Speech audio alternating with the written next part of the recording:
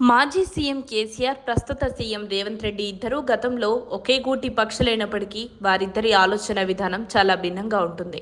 ఉమ్మడి ఆంధ్రప్రదేశ్లో టీడీపీ అధినేత చంద్రబాబు దగ్గర రేవంత్ రెడ్డి శిష్యుడిగా చెలామణయ్యాడు కాబట్టి ఆయన ఆలోచనలను అందిపుచ్చుకోవడంతో పాటు పనితీరు విషయంలో కూడా ఎంతో కష్టపడతారు. ఆ కష్టమే ఆయన్ను నేడు ఈ ముఖ్యమంత్రి పీఠానికి చేర్చిందంటున్నారు విశ్లేషకులు.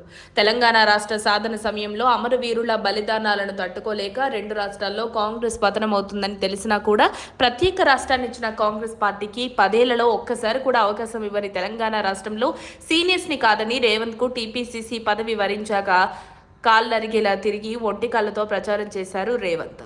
చావు బతుకుల్లో కొట్టుమిట్టాడుతున్న హస్తం పార్టీకి జీవం పోసి అధికారంలోకి తెచ్చారు రేవంత్. రాష్ట్రంలో కాంగ్రెస్ అధికారంలోకి వచ్చాక ముఖ్యమంత్రిగా 2 ఏళ్లు పూర్తి చేసుకున్నారు రేవంత్.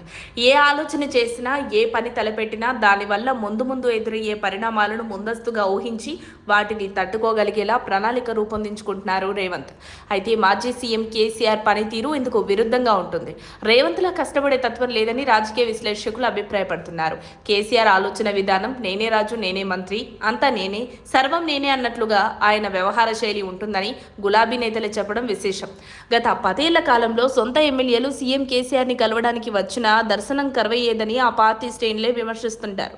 అయితే తాజాగా తన బద్ధ శత్రువైన రేవంత్ సీఎం అవడం ఆయన అసలు జీర్ణించుకోలేకపోయారంటారు. రేవంత్ సీఎం అయ్యాక కేసీఆర్ ఫామ్ హౌస్ కు పరిమితం అయ్యారు. తన సొంత పార్టీని కూడా పట్టించుకోవట్లేదన్న విమర్శలు గులాబీ నేతల నుండి వెల్లువెత్తుతున్నాయి. రేవంత్ కాంగ్రెస్ నేత అయినప్పటికీ బీజేపీ, బీఆర్ఎస్ పార్టీల నుండి ఏ ఎమ్మెల్యే అయినా, కార్యకర్త వచ్చినా సీఎం రేవంత్ తాను కలవటానికి అవకాశం ఇస్తారని చెప్తుంటారు బీజేపీ, బీఆర్ఎస్ నేతలు. అందుకే కేసీఆర్ పాలన కంటే రేవంత్ పాలన బేష్ అని విశ్లేషకులు అభిప్రాయపడుతున్నారు. ఇక సీఎం రేవంత్ గ్రేటర్ హైదరాబాద్ ని మెగా సిటీగా తీర్చిదిద్దేందుకు నగరం చుట్టుపక్కల ఉన్న 27 మున్సిపాలిటీలను తీసుకువచ్చి హైదరాబాద్ లో విలీనం చేయబోతున్నారు.